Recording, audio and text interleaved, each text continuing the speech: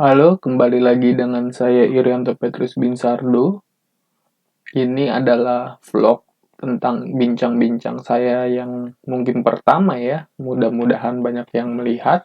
Jangan lupa kalau teman-teman suka dengan kontennya, teman-teman bisa subscribe dan tulis komentar juga pendapat teman-teman di kolom komentar.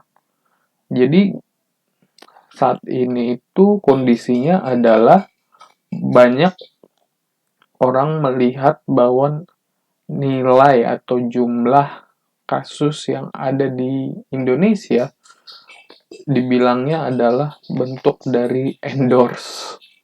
Jadi ada oknum-oknum yang bilang bahwa itu eh, orang-orang yang terkenal yang mengupload ke sosial medianya sebagai em,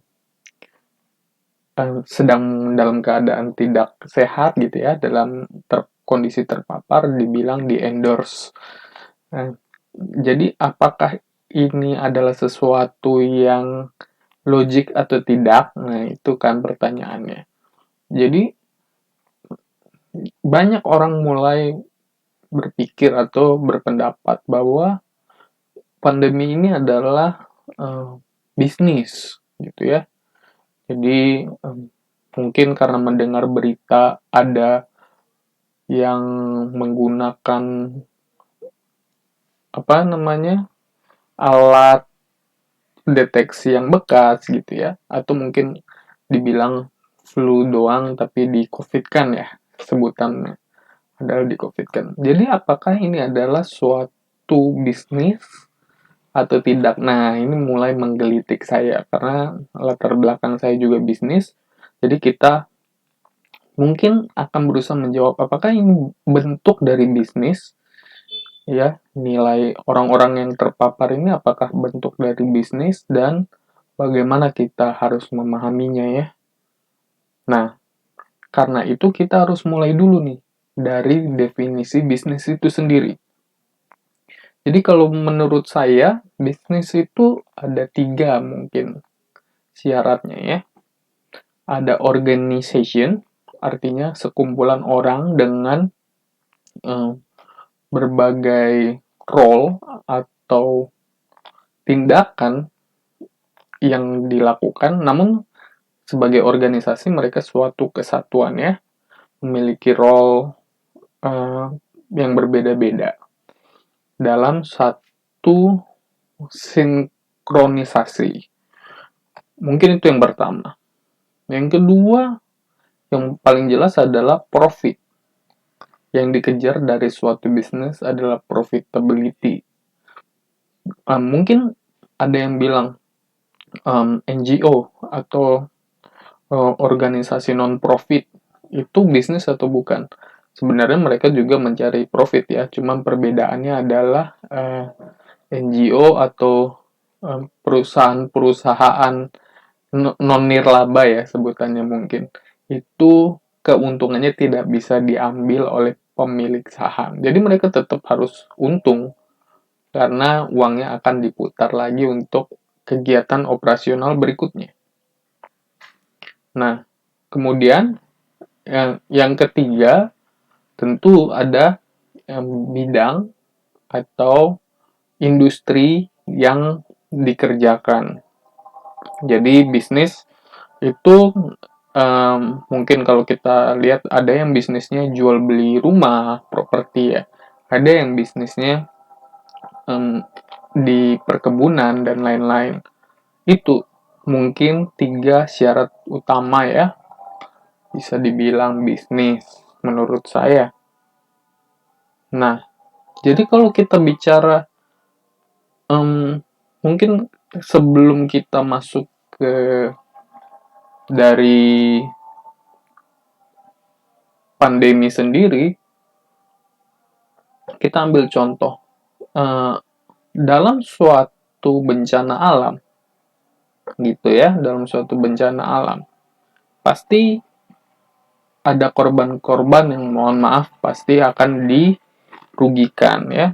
Rumah-rumah yang hancur, harta benda yang hilang gitu ya, pasti. Namun, apakah ada pihak-pihak yang diuntungkan ketika terjadi bencana? Ya, kita bisa bilang akan ada orang-orang yang harus bekerja untuk membangun rumah. That's a business property. Yang membiayai mungkin bukan korban, yang membiayai adalah pemerintah atau dibiayai oleh pihak asuransi, misalnya. Kemudian ada juga pembangunan jalan, itu juga masih masuknya infrastruktur. Kemudian ada juga nanti dari bencana itu mungkin ada industri makanan gitu ya, dibuka orang-orang baru. Jadi when things happen, ketika ada sesuatu yang terjadi, akan ada industri-industri yang turun, namun ada juga industri-industri yang naik juga gitu ya. Dalam hal ini, di contoh ini, ya konstruksi akan mulai bekerja di daerah tersebut. Nah, jadi apa yang membuat bisnis itu disebut bisnis yang baik? Bisnis yang baik jelas dari ketiga hal itu, industri, organisasi maupun profit, ketiganya harus bisa bertahan selama-lamanya, selama mungkin, ya. Jadi contoh, zaman dahulu ada cetak foto ya. Jadi kalau pakai tustel gitu, kita bawa filmnya ke cetak foto, kemudian dicuci mungkin beberapa hari baru hasil fotonya bisa kita ambil. Itu kadang-kadang bisa kebakar, bisa enggak. Namun semua berubah ketika orang menyimpan dalam bentuk digital. Dalam hal ini, dari sisi industri,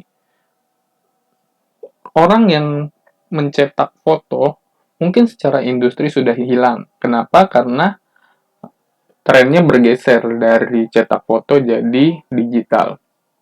Kemudian, secara profitability-nya juga turun. Kenapa? Karena pengguna dari tustel film tersebut juga sudah mulai menghilang, dan itu akan menghilangkan keuntungannya.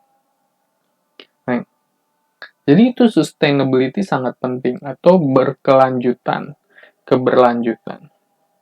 Nah, ini yang jadi pertanyaan dan menjadi jawaban dari pertanyaan teman-teman yang mungkin bertanya-tanya nih, apakah ini adalah bisnis?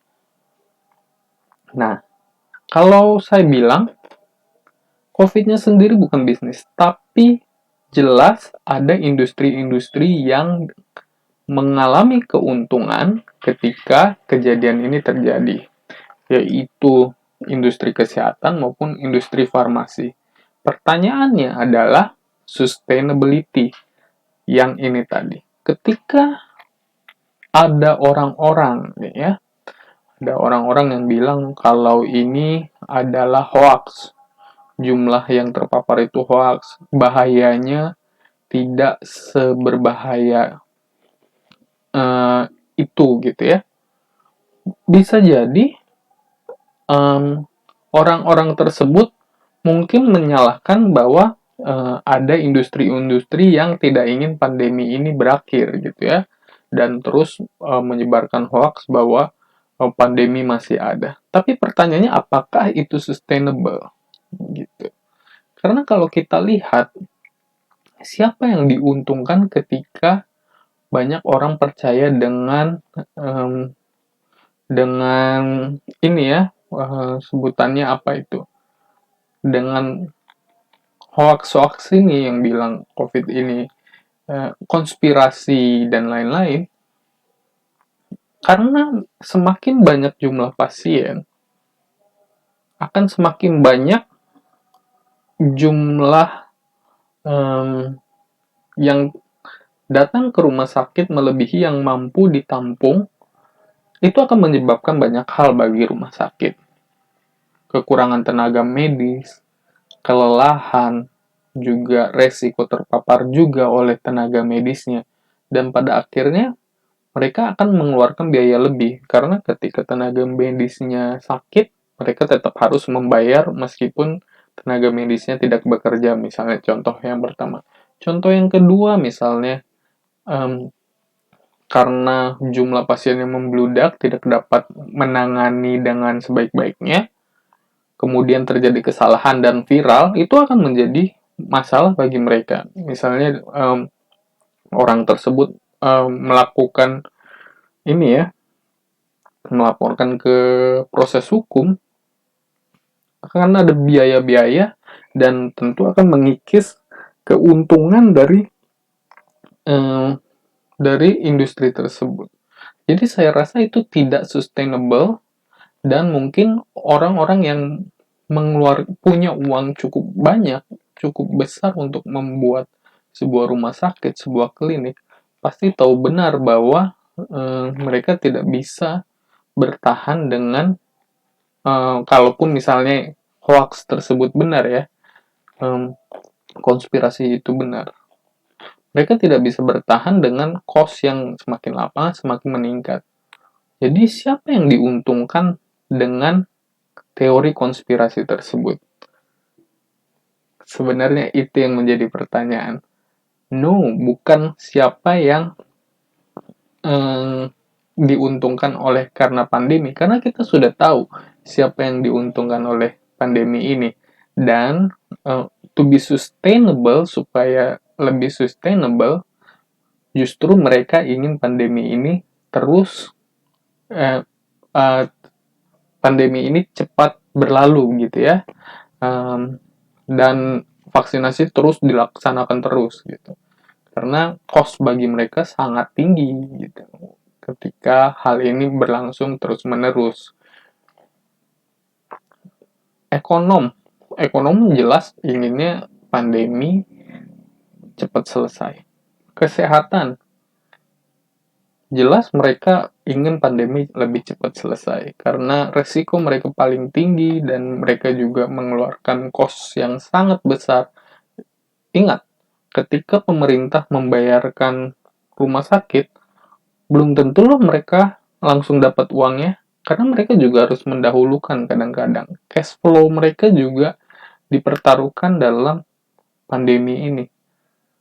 Jadi siapa yang ingin pandemi ini tetap berjalan? Nah, kita harus lihat dahulu nih, siapa yang paling sering atau paling getol untuk terus-menerus menyatakan bahwa pandemi ini adalah konspirasi. Nah, lihat latar belakang mereka, industri apa mereka, dari mana mereka dapat uang, dan mereka siapa organisasi yang ada di belakangnya mereka. Kalau menurut saya bukan kesehatan. Jadi kita sebagai masyarakat biasa sebaiknya ikuti saja dengan bisnis model yang sudah terjamin untuk segi etisnya gitu ya, tetap melakukan 3M dan vaksinasi ketika memiliki kesempatan pertama. Oke, saya Irianto Petrus Binsardo, terima kasih.